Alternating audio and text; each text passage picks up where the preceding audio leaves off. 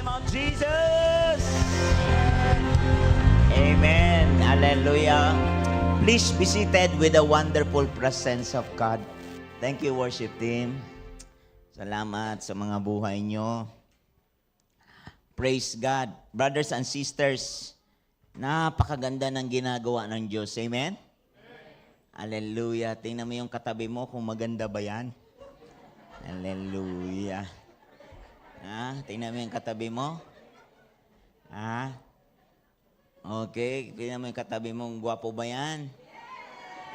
So, kailangan sisiguraduhin mo yan, Sinong naniniwala na ang salita ng Diyos ay sabi niya ganito? Sabi ng salita ng Diyos, your kingdom come, your will be done. Saan? On earth, as it is in heaven. O, diba? Sa Tagalog pa, ano yon? Ang kaharian mo, dumating sa lupa, katulad ng, kaharian niya, dumating sa lupa, katulad ng, tingnan mo yung katabi mo kung mukhang langit yan. Ayan, mukhang langit yan, sigurado ko. Mukhang langit, di ba? Pag nakangiwi yan, ano yan? Kailangan mukhang langit. Pag si Jesus nasa atin, laging mukhang langit yan.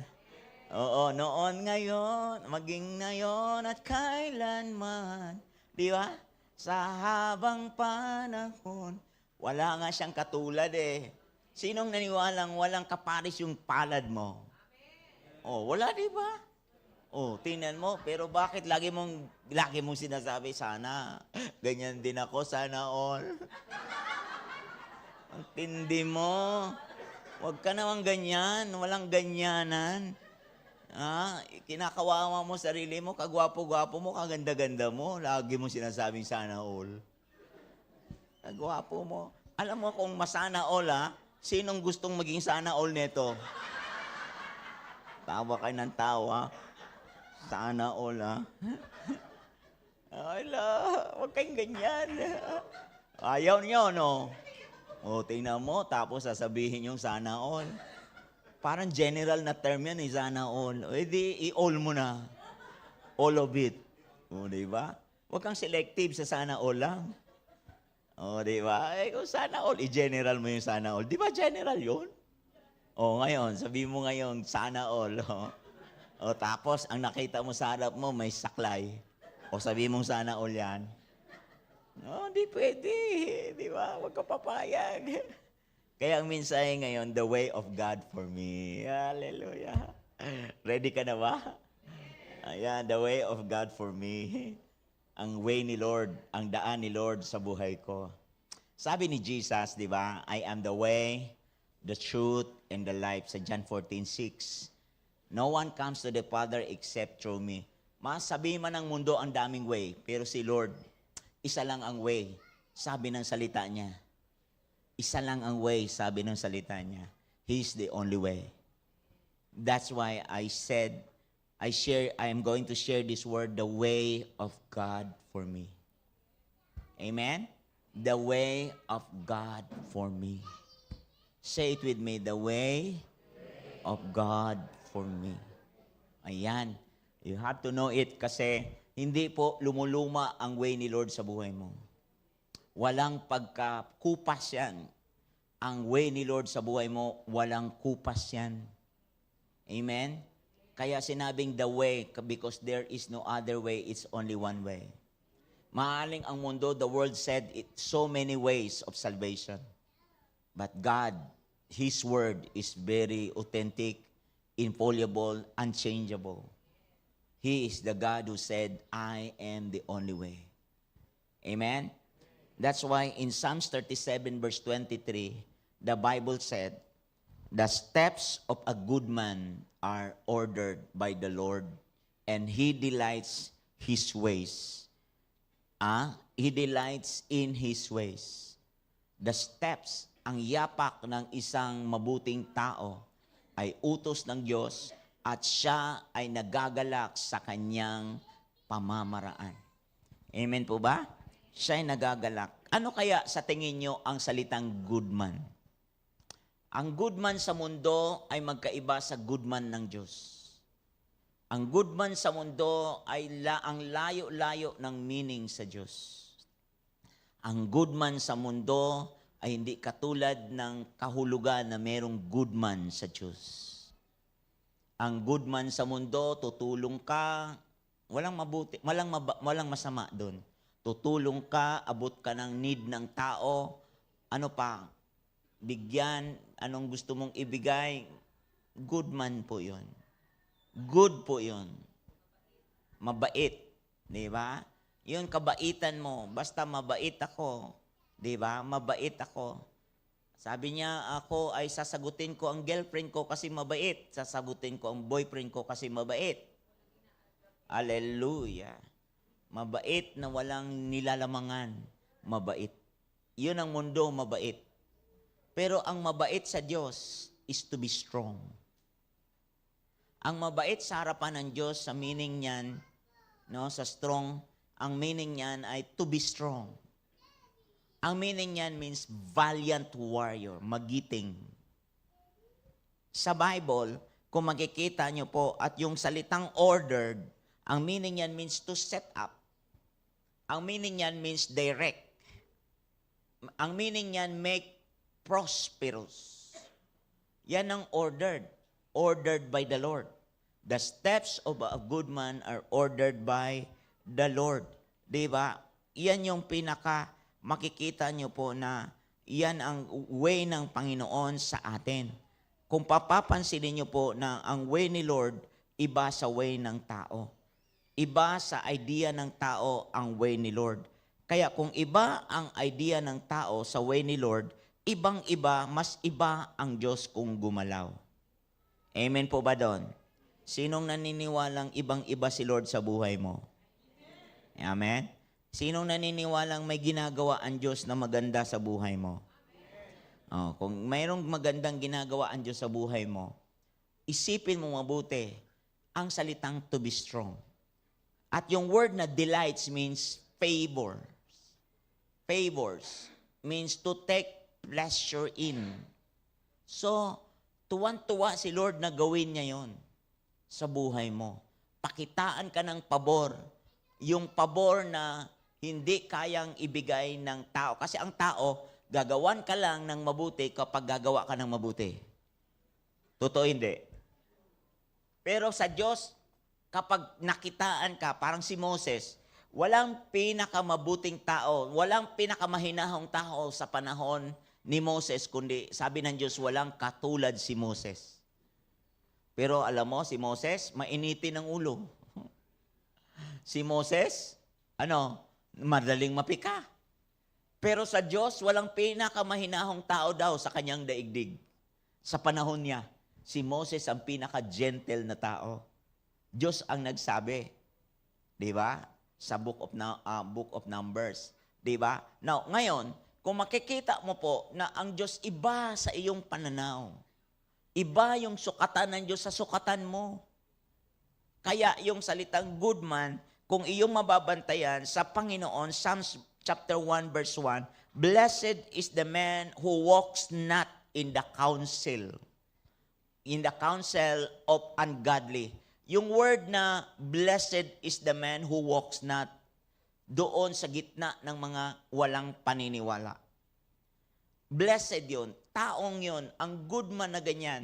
Ito po yung to be strong. Ang salitang to be strong ay hindi ka umaayon sa pananaw ng mundong mali. Hindi ka umaayon sa kalakaran ng masama. Yan ang to be strong.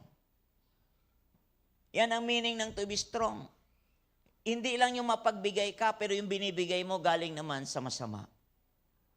Hindi yung mapagbigay ka o tumutulong ka, mabait ka, pero sa likod, alam mo kung sino ka. Sa harapan ng tao, mabait ka, pero alam mo sa loob mo, sino ka. Hello. Pero ang good man sa Bible, yung gaano ka steady, firm, na gawin ang gustong gawin ni Lord. Kilala mo kung sino ka. Good man. Kilala mo rin kung kailan ka kunwari. At di man alam ng iyong katabing kunwari ka, pero alam mo na ikaw, alam mo na yon. Hallelujah. Kaya ang layo ng good man sa Bible. Ang layo talaga. Good man sa Bible, ang layo na yung tao na kapag pamantayan ng tao. Si David, sabi niya, blessed, gusto mo nung maging good man, maging blessed, ikaw yung may strength enough. You have the strength enough to say no to the devil and yes to God. To say no to what is wrong and yes to what God wants. Yes to what is right. Alam mo yon kung ano yung ginagawa ng loob ng pagkatao mo. Pangalawa, yung pagiging magiting, valiant warrior. Magiting, yung mga lingkod ng Diyos, si Gideon, yung mga lingkod ng Diyos, sila, kung paanong tumayo si Moses, paanong tayuan sa harapan ni Pero, yung tapang nilang sa harapan ni Pero na palabasin mo ang mga Israelita, palabasin mo ang mga anak ng Diyos pagkat sila ay sasamba sa Diyos.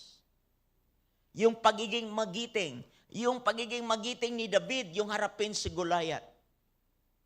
Right after nung siya sa 1 Samuel 16, right after na siya ay kinasihan ng Holy Spirit o ng Espiritu ng Diyos doon sa horn of oil ni Samuel, alam nyo, right away ng sunod na chapter, ay talagang nakakaharap niya ang Goliath.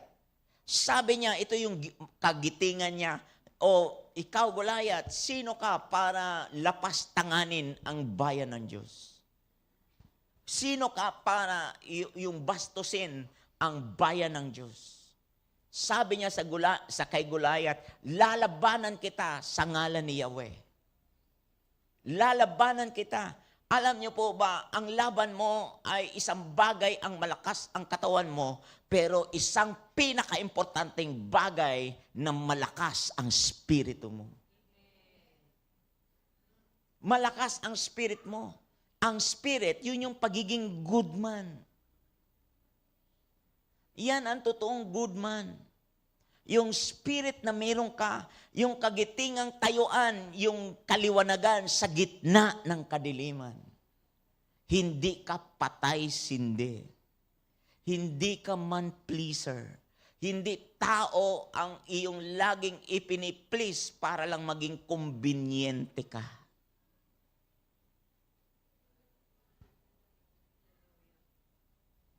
Nire-replace mo o pinapalitan mo ang totoong transformation sa convenience mo.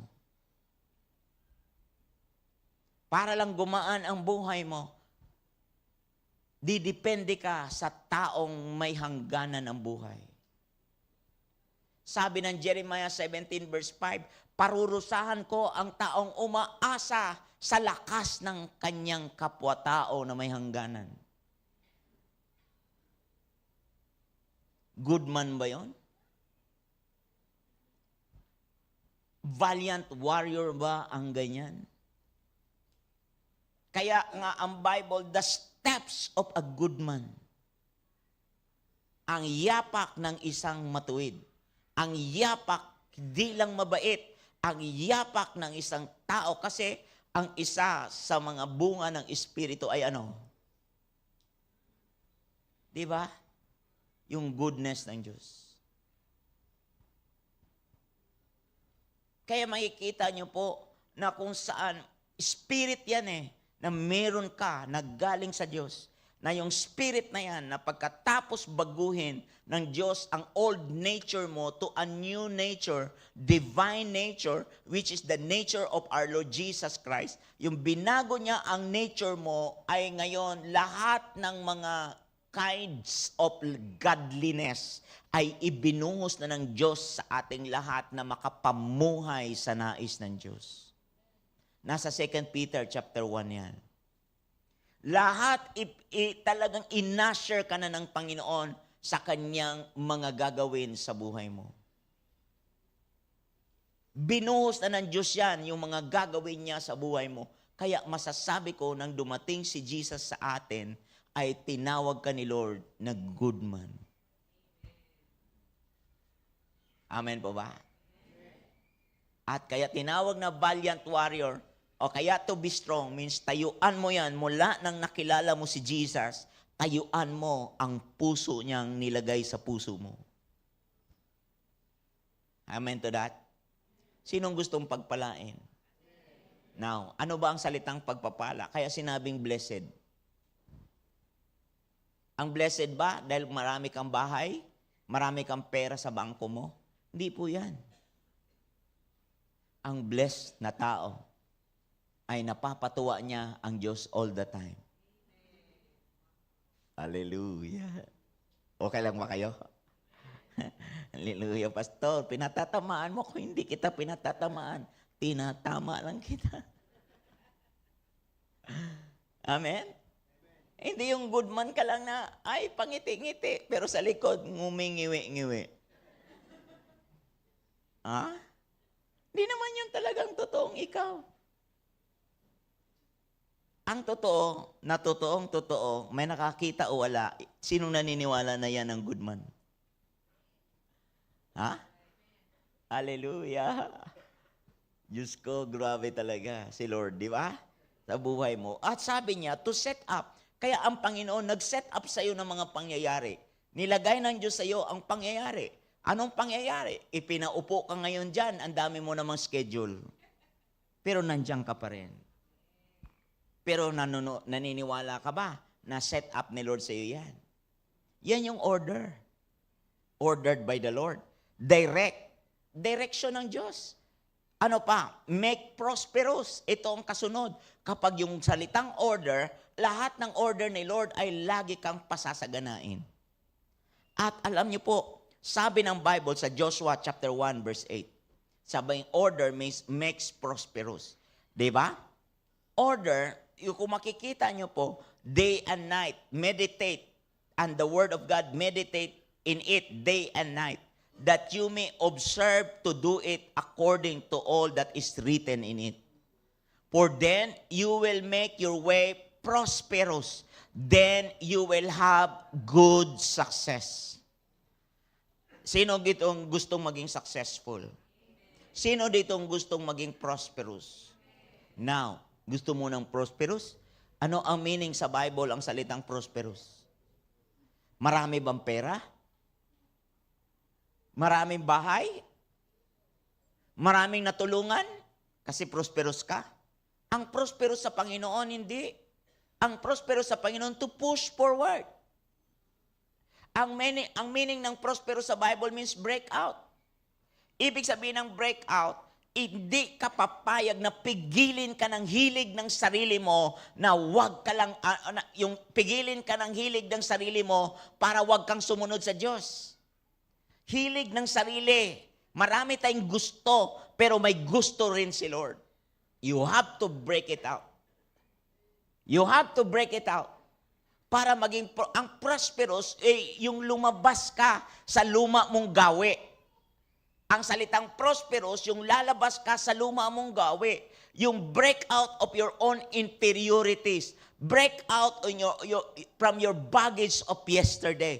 Break out from your depression and self-defeating mentality. Oh, lagi na lang akong talunan. Oh, lagi na lang akong kawawa naman ako. Oh, ganito na lang ako. Ang dami mong litanya sa buhay. Alam niyo po, ang salitang break out means lalabas ka sa inferiority mo. Kawawa naman ako, buti pa sila. Inferior yan. Minsan superior din. Hindi ko nalagay yung word na superior spirit. Minsan, wala ka na nga, baka mukhang siga ka pa.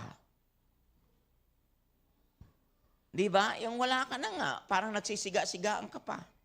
Nagkukunaring meron-meronan. You have to break out from that. Para gusto mong prosperous ka, kailangan lumabas ka sa iyong kinalalagyang luma, lumabas ka sa mga bagahe ng iyong kahapon, lumabas ka sa depression mo sa buhay at walang tutulong at makatutulong sa iyo sapagkat nilagay na ng Diyos sa iyo buhay mo ang Panginoong Hesus. Yan yung way ni Lord sa buhay mo na lumabas ka dyan nang maintindihan mo ang salitang kasaganaan. Alam mo ba, kung hindi ako nakalabas sa kapangyarihan ng saklay na to, baka ang mukha ko ngayon sisima-simangot sa inyo. Ikaw ang buo nakasimangot eh. Ikaw kaya magsaklay?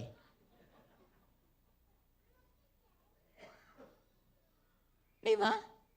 Madali ba to? Hindi ano. Tingin nyo pa lang sa akin, hirap na ako no. Ako nga nahihirapan sa katingin nyo sa akin eh. Alam niyo po, di madali. Sabihin ko sa inyo, di madali. Pero bakit naging mabilis at madali? Because I can do all things through Christ who strengthens me. Dahil ba sa galing ni Dong Campoy, kahit nga yung foundation eh, pinapalitan ko pangalan yan dahil ayaw kong bangungutin.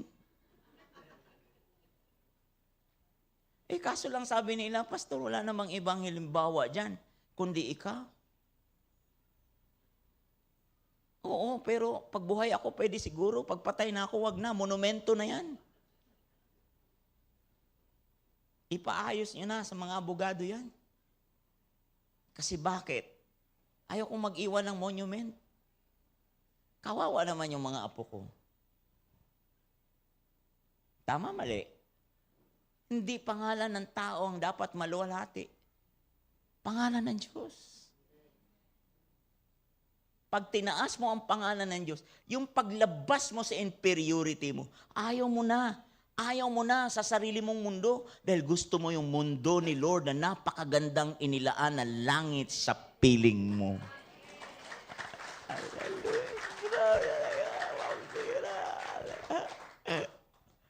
Pagkat sa piling mo ay langit. Di ba? Buhay na buhay sa presensya mo. Di ba? Tapos yung kanta, habang buhay, papupurihan ka. Habang buhay. Di ba? Pag-ibig ko sa'yo'y, di ba? Kagaling. Pwede ba yung abang mo?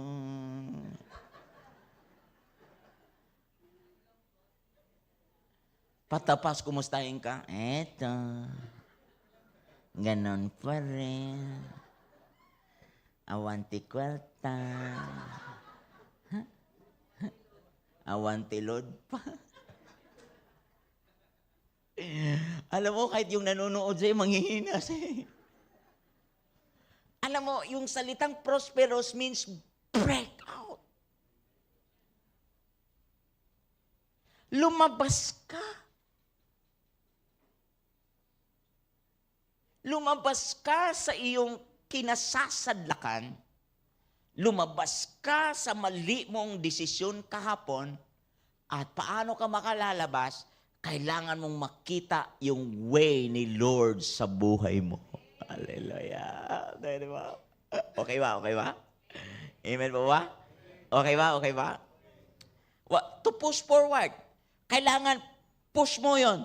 Alam mo ba, walang ibang sariling babangon kundi ikaw?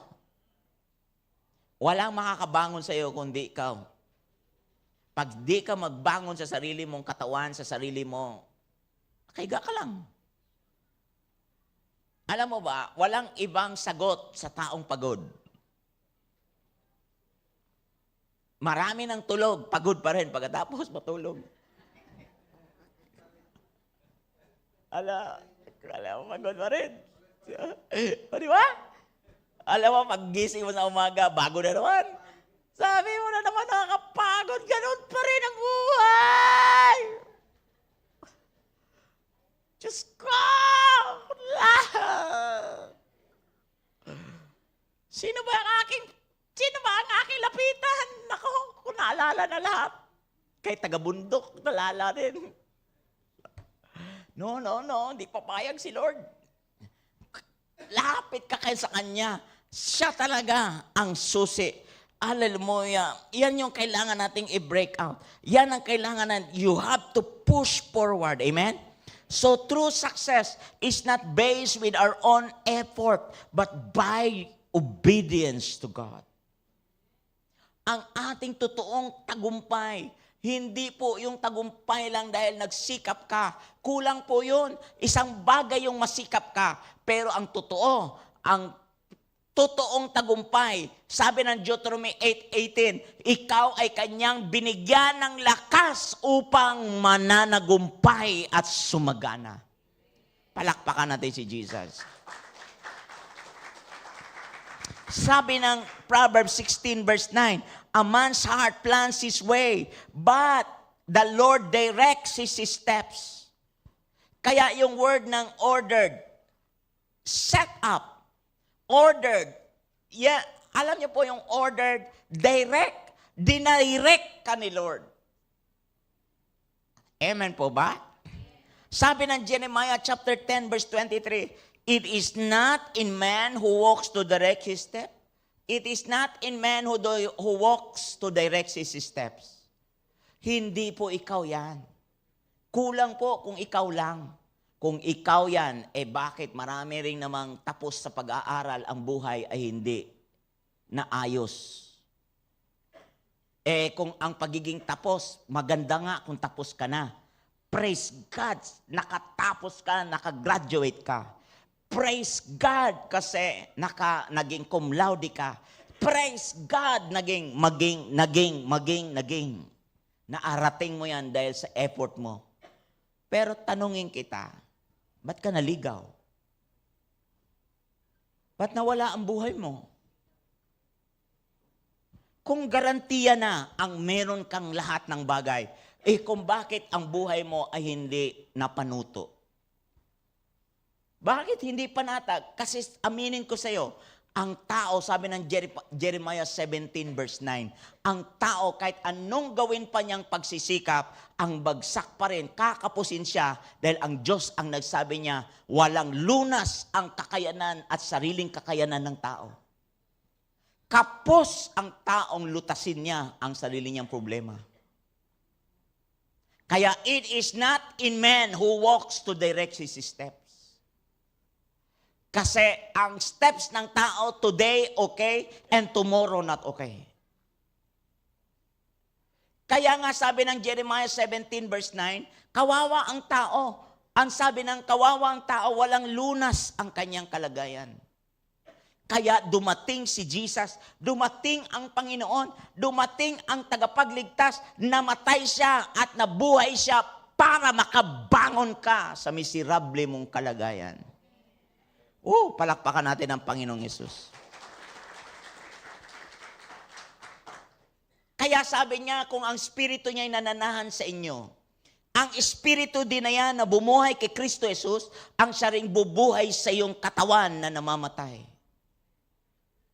Kaya, hindi ho talaga sa pamamagitan ng sarili lang natin na effort. Maganda rin kung may effort ka na. Nag-effort ka, ginawa mo na lahat. Kung wala pa rin nangyari, ito na yung pinaka number 1 mong sagot. Subukan mo ang Diyos. Subukan mo. Subukan mo siyang lapitan at makikita mo kung gaano siya kabuti sa buhay mo. Amen po ba? Amen. Hallelujah. Yung hindi kayang maibigay na kagalakang tunay ng iyong kayamanan ay kayang ibigay ng ating Panginoong Yesus sa iyong buhay. Hallelujah. Amen po ba doon? Yes. Glory to God. Amen? So our part is to make choices and discover it. And for us to understand the way of God, you have to what? You have to know the way that release strength and favor.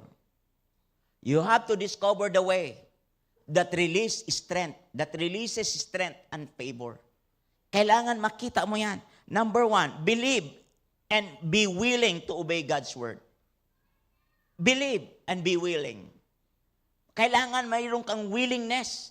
Magkaroon ka ng willingness sa puso mo. Ito yung way ng Panginoon. Sabi nga ng Bible ang salita ng Diyos niya, na sabi sa Ezekiel 9 verse 3, di ba? Sabi niya yung inkhorn, yung nakasulat by ink, yung kanyang word. Word, thy word is the lamp unto my feet and the light unto my path. Ang word niya ay ilawan yan. Lampara yan ng iyong pangapaa at liwanag yan ng iyong nilalakaran. The law of God is in his heart. None of his steps shall slide.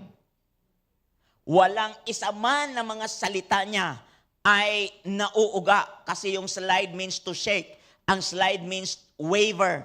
Ang slide means slip. Alam niyo po, none of his steps shall be shaken. Wala pong mawi-wave. Wala pong papaling-paling. Walang alon-alon na buhay. Wala pong mapapariwara. Kasi ang law ni Lord ay inukit na sa iyong puso. Ikaw na lang talaga ang magdidiscover ng salita niya sa buhay mo. Mamili ka din. Pag ikaw namili sa Panginoon, I salute you. Sasaluduhan kita. Alam mo bakit? Talaga namang lahat ng gagawin ng Diyos ay nakapaloob sa salita niya at ang mga salita niya ang binabantayan ng Diyos na mangyari yan sa buhay mo. Hallelujah. Amen po ba? Kaya bantayan mo ang salita niya. Bantayan mo. Amen po ba?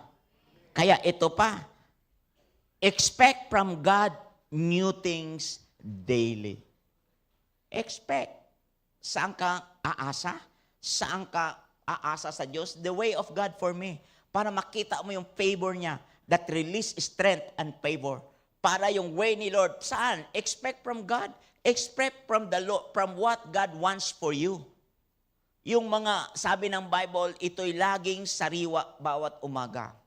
I would have fainted unless I had believed to see the goodness of the Lord in the land of the living. Amen po ba? Sa gitna ng mga buhay, hindi po sa simenteryo, hindi po sa libingan, hindi po sa lugar ng mga patay, kundi in the land of, saan? In the land of the living. Makikita mo yung goodness ng Diyos. Amen to that. Kaya sabi niya, faith is a choice. Kailangang mamili ka. 2 Corinthians 4:13, I believe, therefore I spoke. I believe. So, ang paniniwala mo, ang magbubukas ng labi mo upang magawa mo ang kanyang plano. Amen?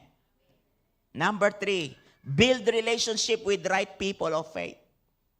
Sa paligid mo, sino ang mga nakapaligid na tamang tao sa'yo? Piliin mo yan. Nakapaligid ng mga tamang tao. Sino itong mga tamang tao na may banal na pagkatakot sa Diyos? Hebrew 6:12, yung mga lingkod ng Diyos, imitate, gaya ng mga Old Testament saints. Imitate them. Gayahin mo sila. Paano sila tumayo sa kanilang pananalig? Hebrew chapter 11, by faith, Abraham, by faith, Moses, by faith, Gideon, by faith. Yung men of faith, paano silang lumakad sa gusto ni Lord? Yung lingkod ng pananampalataya. Meron ka na ngayong living example. Amen po ba? Kaya sabi ng Psalms, my eyes shall be on the faithful of the land. Nasaan ang paningin ng Diyos? Nasaan nakatuon ang paningin ng Diyos? Sa mga faithful. faithful. Sabi ng Bible, Psalm 4, ready to endure hardships to develop Christ-like attitude in your character. Sabi ng 1 Peter, di ba? Christ also suffered for us, leaving us an example that you should follow His steps. Binigyan na tayo ng halimbawa. Nagtiis si Jesus upang sa kanyang pagtitiis, tayo ay hindi na magtiis ng sobra sapagkat tiniis niya na yan para sa iyo at iniwan sa iyo ang invitation. Ano ang invitation? Ikopyahin mo na lang yung halimbawa na kanyang inilatag sa iyong harapan. Now, gaano mo kakilala si Jesus sa buhay mo? I'm not talking about religion. Relationship. Gaano mo ba kakilala si Jesus mula sa Bible? Hindi mula sa grupo. Gaano mo ba siya personally nakilala according to His Word?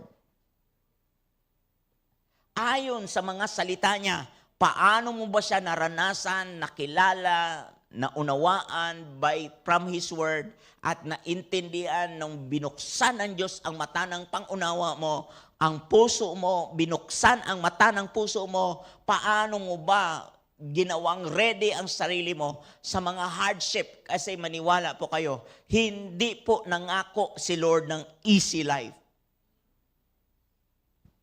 Hindi po siya nangako. Ang pangako niya ay sasamahan ka niya. He will be with you and He will give you strength to overcome it. Iyan po yung example.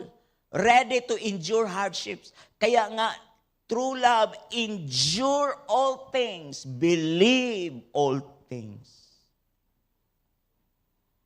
Hallelujah. Kasi merong gustong pormahin na ugaling langit sa buhay mo. Amen po ba?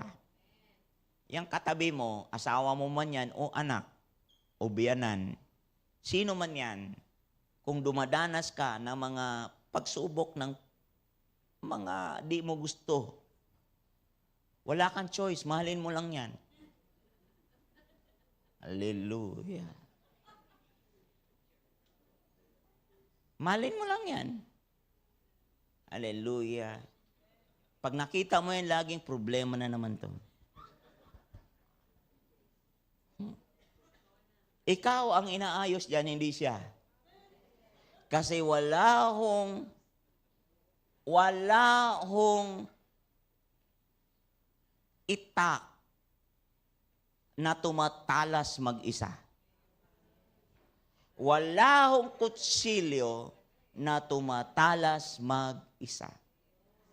Lahat yan ay merong hasaan. At ang panghasa ay sabihin ko sa iyo, hindi yan makintab. Lahat ng panghasa ay ano? Magaspang. Tama ako mali? Kaya yung magaspang na ugali sa paligid mo, ikaw ang kinikinis niyan.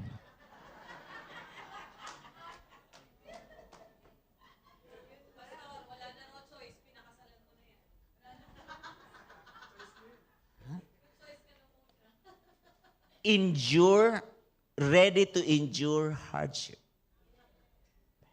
Kasi ang hardship ay isa sa proseso, sabi ng Romans 5, nagagalak kami sa aming mga paghihirap.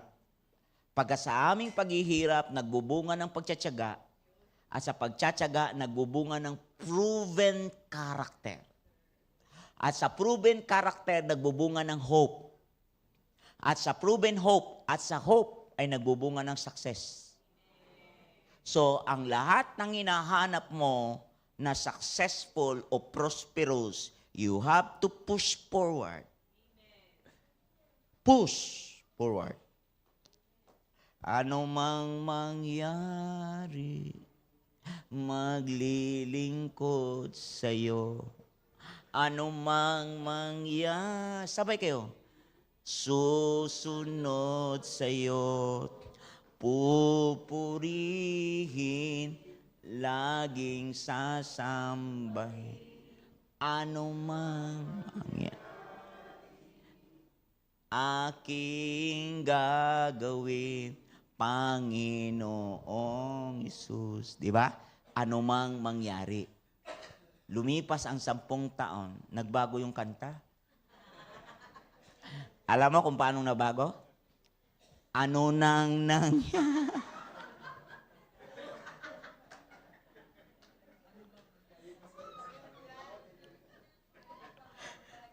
Dati, ano mang nangyari? Ano mang mangyari? Habang tumatagal, ano nang nangyari?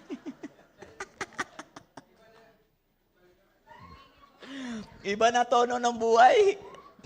Huwag naman. Pwede bang manatili tayo sa anumang mangyari?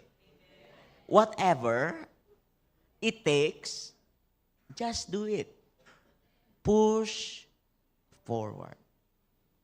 Break out. Amen? Break out from your own way and allow God's ways. Amen? Hallelujah. Last na to. Pang-4 na ba ako? O, pang-5. Never quit. Rise up again with submission to God. Never quit. Though he fall, sabi ng Psalms 37, saan yung choir? Though he fall, he shall not be utterly cast down, for the Lord upholds him with his hand. Amen? Though mukhang parang ako'y nadupilas, parang ako'y nadapa o kaya nadapa, pero hindi naman totaling natuluyan. Tumayo pa rin. Si Lord pa rin ang nagtayo. Si Lord pa rin ang nagpangon sa'yo. Though he fall, pag sinabing fall means overwhelmed. Ibig sabihin ng overwhelm, mukhang nasaklawan ka ng mali mong damdamin, nasaklawan ka ng paligid ng mundo, nasaklawan ka ng pamantayan ng mundo, nasaklawan ka o na-impluensyahan ka ng social media, o na-impluensyahan ka ng di maganda sa iyong buhay. At kahit na-impluensyahan ka, yung damdamin mo ay nag-uumapaw sa hindi tama. Pero si Lord, hindi papayag si Lord na lulubog ka na lang ganyan. Hindi papayag si Lord na hanggang dyan ka na lang. Ang sabi ng Panginoon, talagang never quit or never drip. Do not allow to drip, the enemy drip you. Hindi po papayag na malunod ka, kundi magpasakop ka sa Diyos. Matuto kang magpasakop. Bumalik ka sa Panginoon na si Jesus, bagamat siya ay Diyos, hindi na natili, sabi sa Philippians 2, hindi po nagpupumilit na maging kapantay ng Diyos. Bagkus siya ay nagpakumbaba at yumuko. Nagpakumbaba, iniwan ang kanyang karangalan sa langit. Iniwan ang kanyang posisyon sa langit. At siya po ay namuhay kapiling natin, kapantay mo, katulad mo na pwede rin pong matukso. Pero hindi siya nagpatukso, siya po ay nag-break out sa takbo ng mundo kasi sabi niya, siya'y tagalangit na bumaba sa lupa. Siya'y tagalangit para i-display ang langit sa lupa. At dahil sa kanya, tayo ngayon ay makakalakad na pawang liwanag sa landas ng buhay dito sa lupa. Kaya sinabi ng Matthew 5:16, ikaw ang asin, ikaw ang ilaw ng sanlibutan. Oh, hallelujah.